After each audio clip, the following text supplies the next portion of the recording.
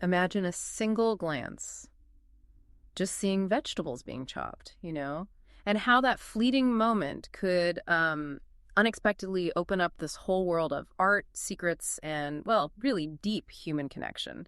We're diving into Tracy Chevalier's Girl with a Pearl Earring today. It's set way back in Delft, 1664. That's right. And we're really going to focus on those initial moments when Griet, the main character, first steps into this new household as a maid. It's fascinating how Chevalier uses these seemingly small details right at the start to sketch out Griet's character, the whole social setting, and even give these little hints of the artistic world she's about to enter. Yeah, it's all packed in there from the get-go. And, for anyone listening who enjoys exploring books more deeply, thinking critically about them, you should definitely check out Mindful Moments over on our YouTube channel. We use AI analysis there to help spark reflection on literature, kind of nudge you to see beyond just the main plot. That sounds interesting. So back to Griet. The book kicks off with her in her own kitchen, but she's already tuned into sounds from outside, isn't she? Exactly. She picks out these two voices at the door. A woman's, described as bright as polished brass, and then a man's voice, low and dark like the wood of the table.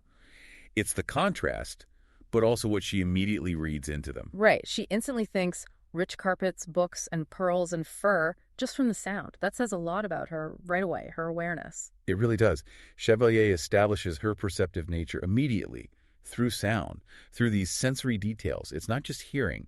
It's interpreting the social weight behind those sounds. And we also get that little detail about her pride in having scrubbed the front steps. Yeah, that's important too. It shows her diligence, her work ethic, and maybe her desire to present herself well, even in a small way. But beneath that, there's tension. Her mother sees it, right? Yeah. Notices the tightness along my jaw, the widening of my already wide eyes, even though Griet looks calm. Yes, and that shows such a deep, unspoken understanding between them. It gives you a glimpse into their relationship, that closeness. So then these visitors, the owners of those voices, actually come into the kitchen. And it kind of disrupts her space. It does. And the man asks her about the vegetables, whether she's arranging them for soup. It throws her off. And she says, "Oh, no, sir," because she's afraid of looking idle, isn't she? It shows the pressure on servants, her awareness of it. Absolutely. And what's really revealing is her sister, Agnes's reaction. Agnes is peeking around the door and shakes her head because Griet just lied. So lying isn't typical for her. Apparently not. It suggests truthfulness is really core to her character, which makes this little white lie, born out of anxiety, quite significant.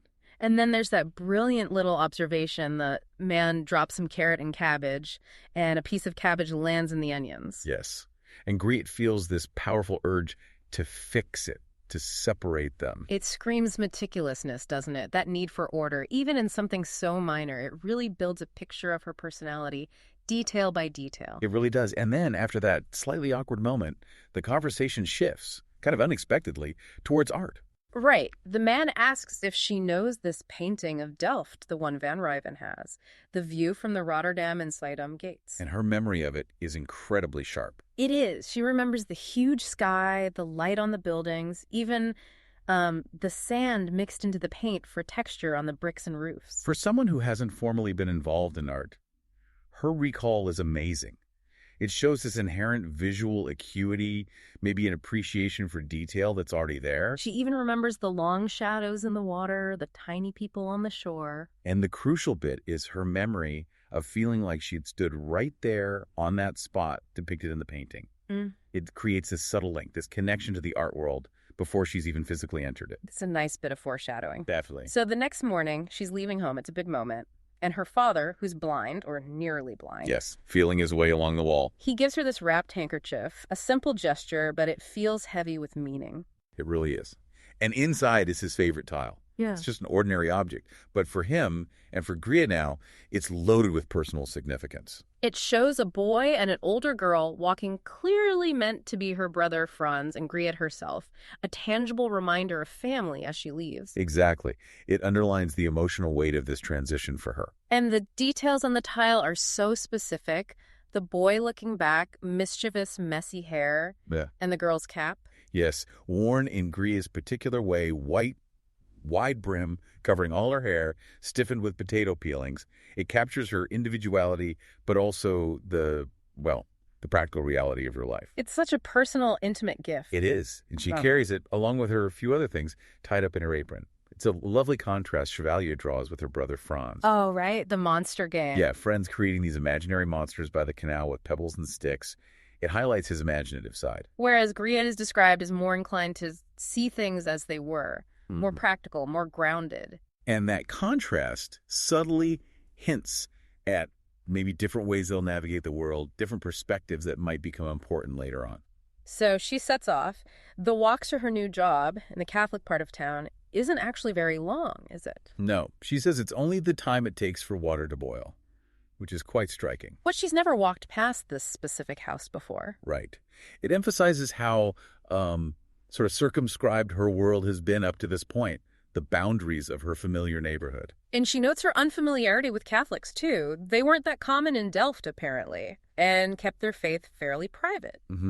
But her father had told her that Catholics were no different. Which is a nice touch, suggesting a potential for open-mindedness, for her to maybe overcome any ingrained prejudice. Yes, it leaves the door open for her own judgment. And then she arrives. Her very first sight is the four sisters outside the house. Blowing soapy water through pipes, making bubbles. And Griet's first thought is pure practicality.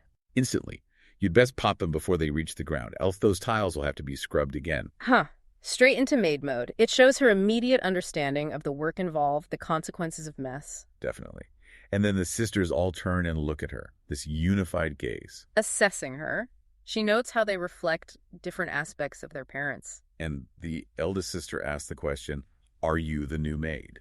But the redhead cuts in, anticipating. They were clearly expecting her. Yes. And just like that, she's crossed the threshold.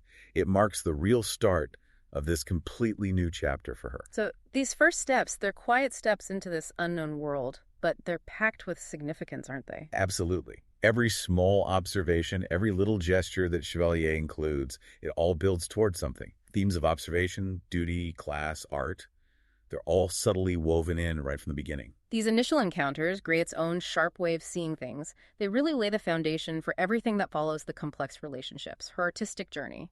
Precisely. It's a masterclass in setting the scene and introducing character through action and perception rather than just telling us. And for more explorations like this, digging into storytelling and the worlds held within books, you should definitely check out our podcasts. Yeah, we look at all sorts of literature, trying to offer, maybe some fresh angles and encourage a deeper connection with the stories that influence us. So if you found this look into Griet's first moments compelling, please do subscribe and maybe share it with friends who love books too.